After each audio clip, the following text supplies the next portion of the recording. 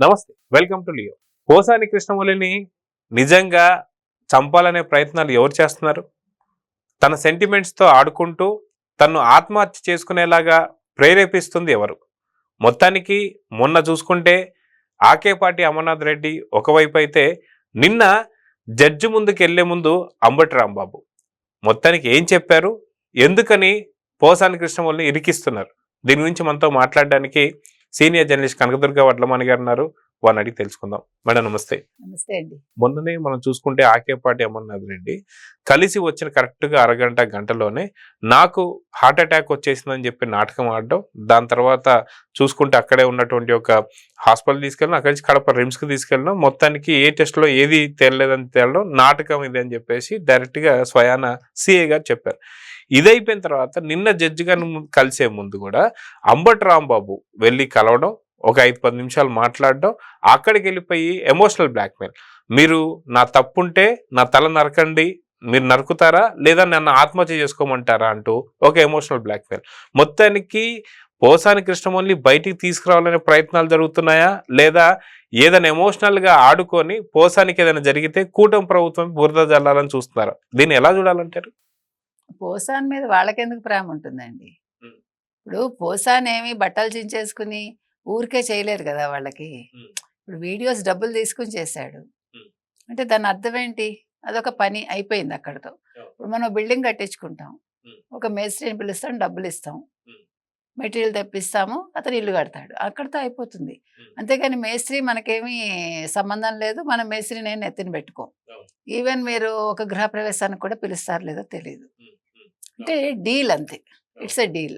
అదిగాక మొదటి విచారణలోనే నాతో చెప్పించింది, స్క్రిప్ట్ ఇచ్చింది సజ్జల, దాన్ని బాగా వైరల్ చేసింది భార్గవరెడ్డి అని చెప్పాడు. కాబట్టి ఇంకా లేపేయాలి. మనం అప్పుడే చెప్పాము, ఇతను సీజనల్ ఇదే తప్ప, అంటే ఇతను ఒక రాజకీయ నాయకుడు కాదు.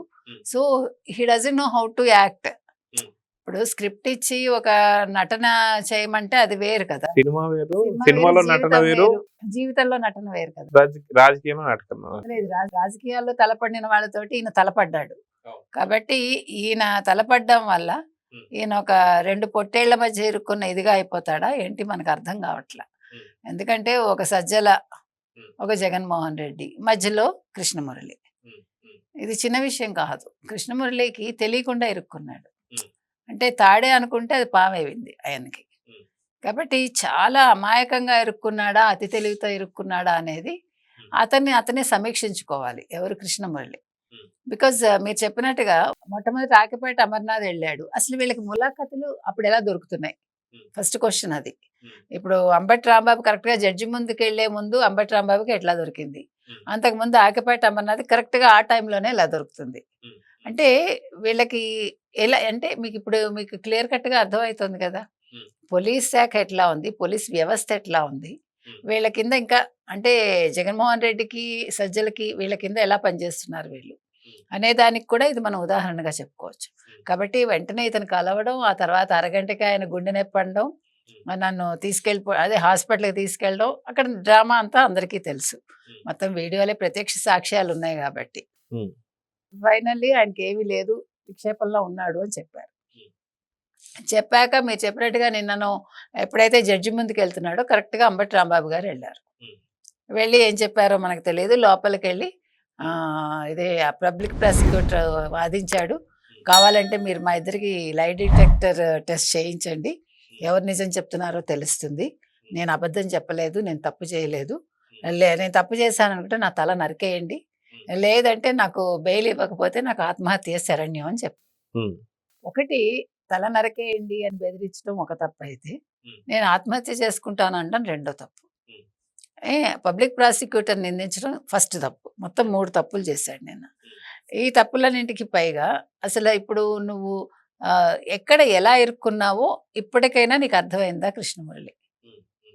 నువ్వు గుడ్డిగా వాళ్ళు ఇచ్చిన స్క్రిప్ట్ ఫాలో చేస్తున్నావు. అల్టిమేట్గా నువ్వేమవుతావో ఆలోచించుకో. ఇప్పుడు నిన్ను అంటే ఒక ఆత్మహత్యకి వీళ్ళు నిన్ను ప్రేరేపించి నువ్వు అమాయకంగా చచ్చిపోతే అనుకుందాం, అమాయకంగా ఒకవేళ నువ్వు చచ్చిపోతే దాన్ని కూటమి మీద వేసి వీళ్ళు చేతులు దులుపుకుంటారు. కాబట్టి అసలు ముందు కృష్ణమురళి ఏం ఆలోచించుకోవాలంటే, నేను సజ్జల పేరు చెప్పాను, సజ్జల భార్గవరెడ్డి పేరు చెప్పాను. ఇప్పుడు నేను వీళ్ళు ఇచ్చిన స్క్రిప్ట్ అసలు నేను ఫాలో చేయకూడదు అని మొదటి రోజే అనుకోవాలి. అనుకోకుండా నువ్వేదో తెలివి తక్కువగా ఇంకా జగన్మోహన్ రెడ్డి నాకేదో చేస్తాడని భ్రమలో ఉంటే, ఇప్పుడు బోర్గడ్డకి ఏమైంది? బోర్గడ్డ రిక్వెస్ట్ చేసుకున్నాడు మొన్న సెల్ఫీ వీడియోలో, అంటే రెండు వీడియోలో జగన్మోహన్ రెండు రెడ్డి రకాలుగా ఉన్నారు. జగన్మోహన్ రెడ్డి నన్ను కాపాడండి, జగన్మోహన్ రెడ్డి నన్ను కాపాడాలి. సో మీకు ఇప్పుడు అర్థమైంది కదా.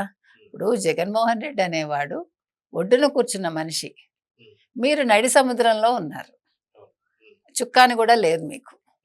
కాబట్టి ఇప్పుడు మీరు ఆలోచించుకోవాలి, ఏంటి నేనేం చేస్తున్నాను, నేను అసలు ఎందుకు ఈ తప్పులు చేశాను. సరే నిన్న చేసావయ్యా, తప్పు అయిపోయింది. ఈ తప్పు నుంచి నేను ఎలా బయటపడాలి? ఎలా బయటపడాలంటే నువ్వు ఓపెన్గా ఒప్పుకొని, ఇగో ఇది ఇది జరిగింది, ఇంత డబ్బులు తీసుకున్నాను, ఫలానా వ్యక్తి నుంచి వచ్చాయి, ఫలానా వ్యక్తి మాట్లాడాడు, నువ్వు మొత్తం హిస్టరీ ఇచ్చేసావు అనుకో, కొన్ని రోజులు నేను జైల్లో పెట్టి ఇంటికి పంపించేస్తారు. ఇంటికి వచ్చాక నీ భద్రత అనేది నువ్వు ప్రభుత్వాన్ని అడుగు. ఎందుకంటే నీకు ఎలాగ భద్రత ఉండదు. ఇప్పుడు నీకు జైల్లో ఎంత భద్రత లేదో, నువ్వు బయటకు వచ్చినా అంతే భద్రత ఉండదు. ఎందుకంటే ఈ తప్పులు అనేవి మిమ్మల్ని జీవితకాలం వెంటాడతాయి. పోనీ మీతో ఆగుతుందా? ఇది మొత్తం కుటుంబాన్ని వెంటాడుతుంది. ఇప్పుడు రేపొద్దు నీ పిల్లలకి పెళ్ళిళ్ళు అవుతాయా? నిన్న ఒక మంచి పోస్ట్ చూశానండి నేను, అంటే ఒక మంచి కమెంట్. ఎంత బాగుందంటే, ఆ వ్యక్తి ఎవరు పెట్టారో నాకు తెలియదు, పేరు నేను చూడలేదు. అంటే ప్రజలు ఎంత బాగా ఆలోచిస్తున్నారు అని.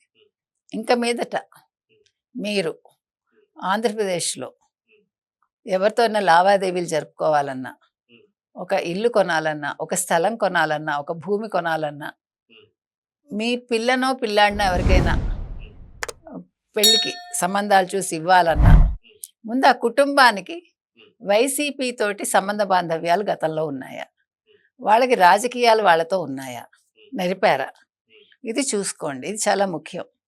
వాళ్ళ మనస్తత్వాలు మీకు అర్థమవుతాయి. ఎందుకంటే అది క్లియర్ కట్గా అతను రాశాడండి, ఎవరో ఒక పోస్ట్ పెట్టాడు. ఇట్స్ అ వ్యాలిడ్ పోస్ట్ అనిపించింది నాకు. ఎందుకంటే మీకు గుర్తుంటే కనుక అయితే, ఇదే పోసాని కృష్ణమురళి నా కొడుకులకు పెళ్ళిళ్ళు కాకుండా చంద్రబాబు నాయుడు చేస్తున్నాడు అన్నాడు. అంటే నువ్వు కమ్మ వాళ్ళని తిడతావు, మళ్ళీ కమ్మ వాళ్ళలోనే నీ కొడుక్కి సంబంధాలు ఎందుకు చూడాలి? అవసరం లేదు కదా. If they are eligible bachelors, they can go for any girl, any caste, any creed, any religion. ఇప్పుడు నువ్వు చాలా స్క్రిప్ట్లు రాసావు, చాలా డైలాగ్స్ రాసావు కాబట్టి నీకు కమ్మ వాళ్ళల్లోనే ఎందుకు? అయినా కమ్మ వాళ్ళలో నువ్వు చేస్తానంటే చంద్రబాబు నాయుడు గారు ఎందుకు అడ్డుకుంటారు? ఆయనకేంటి సంబంధం? గతంలో కూడా మనం చూసుకుంటే ఇదే రకమైన వ్యాఖ్యలు జగన్మోహన్ రెడ్డి కూడా చేశాడు. నా సొంత తల్లిని పూర్తిగా ఏమారుస్తున్నాడు చంద్రబాబు నాయుడు అని చెప్పి అన్నాం కావచ్చు, నా సొంత చెల్లిని పూర్తిగా గ్రిప్లో పెట్టేసుకున్నాడు చంద్రబాబు నాయుడు అన్న. అంటే ఇక్కడ పోసాని గారి కొడుకులకు సంబంధించి పెళ్లిళ్ళు చేయడము లేదా మిగతా కార్యక్రమాలు చేయించడం కూడా బాబు గారి పని అన్నట్టుగా అంటున్నారు జనం. ఆయన పెళ్లిళ్ళ పేరయ్యా కాదు కదా. ఒకటి, రెండోది, నువ్వు నీ కొడుకులకి పెళ్లిళ్ళు నువ్వు చేయాలనుకోవడం ఎందుకు? దే ఆర్ నాట్ కిడ్స్, వాళ్ళే వెతుక్కోవచ్చు కదా. ఒకటి, రెండోది, అసలు నువ్వు కమ్మ వాళ్ళని తిట్టి కమ్మ వాళ్ళనే చూడకు. ఇంకొకటి, ఇక్కడ మన సందర్భం అవునో కానో కానీ ఇప్పుడు ముద్రగడ కూడా ఎందుకో గుర్తుకొచ్చారు. మీరు పద్మనాభరెడ్డిగా పేరు మార్చుకున్నాక మీకు ముద్రగడ ఇంటి పేరు ఉండదు కదా, పద్మనాభరెడ్డి గారు. అలాగని మీరు రెడ్డి కూడా కాదు కదా. అందుకని అంటే నేను అనేది, జగన్మోహన్ రెడ్డి మాయలో ఎవరు ఇప్పుడు చంద్రబాబు నాయుడు మాయలో పడ్డారని అంటున్నారు.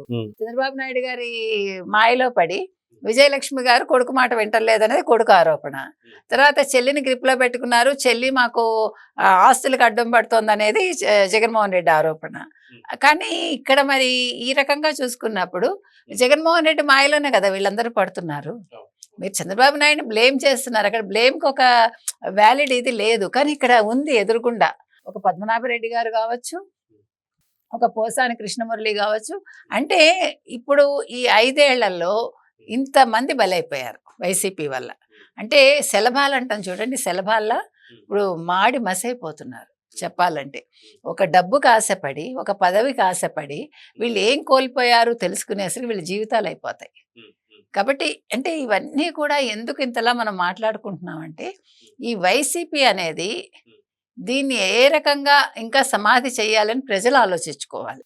లేదంటే ఎన్ని కుటుంబాలు సమాధి అయిపోతాయో ఈ సందర్భంగా ఆలోచించుకోమని మనం చెప్తున్నామండి. ఏది ఏమైనా పోసాని అనే అతను చాలా తప్పు చేశాడు, ఈ రోజు అనుభవిస్తున్నాడు. ఇంకా పిచ్చాడిలాగా వీళ్ళని నమ్ముకుంటే మాత్రం మీరు చెప్పినట్టుగా అతని ప్రాణాలకే ముప్పు.